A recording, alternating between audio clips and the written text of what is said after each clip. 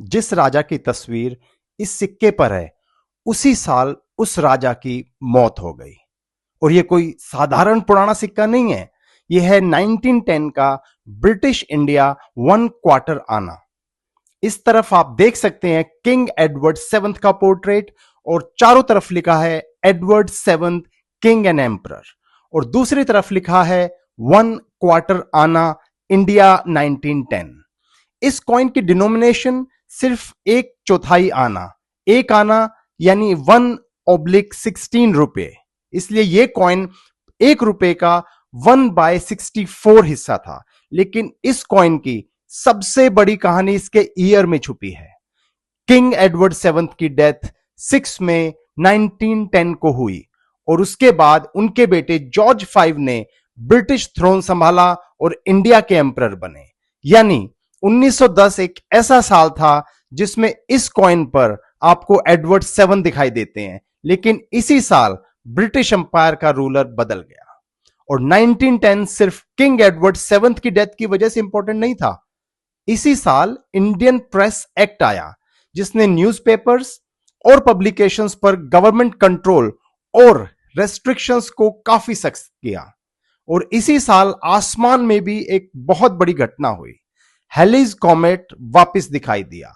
उस समय इसके आसपास लोगों में डर और तरह तरह की अफवाहें भी फैली हुई थी। और अब सबसे इंटरेस्टिंग सवाल, 1910 में इस क्वार्टर आना से क्या खरीदा जा सकता था? ध्यान रखिए दोस्तों, उस समय पूरे इंडिया में प्राइसेस एक जैसी नहीं थी, तो इसलिए किसी एक चीज की एग्जैक्ट कीमत बताना सही नहीं है। पर हां, उस समय किसी मजदूर की एक दिन की दिहाड़ी कुछ आना होती थी, और हिस्टोरिकल रिकॉर्ड के अनुसार कई वर्कर्स की डेली वेजेज कुछ आना के आसपास ही थी। यानी क्वार्टर आना कोई छोटा डिनोमिनेशन जरूर था, लेकिन रोजमर्रा के छोटे लेन देन में इसका इस्तेमाल होता था। अब बात करते हैं दोस्तों कॉइन की रेयरिटी की। 1910 में इस टाइप के करीब 4 करोड़ 72 लाख से ज्यादा कॉइन माइंड हुए, इसलिए सिर्फ 1910 का ईयर होने की वजह से ये एक्सट्रीमली रेयर नहीं बन जाता। इसकी कीमत इसकी कंडीशन, कलर, मिंट, सर्टिफिकेशन पर डिपेंड करती है। और मैं आपको बताना चाहूंगा, एक अच्छी कंडीशन का UNC NGC MS66 brown example कुछ टाइम पहले 35,000 इंडियन रुपीज में सोल्ड हुआ।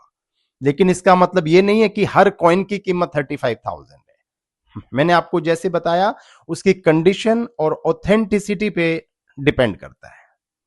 यानी सिर्फ 1910 देखकर प्राइस तय नहीं हो सकती।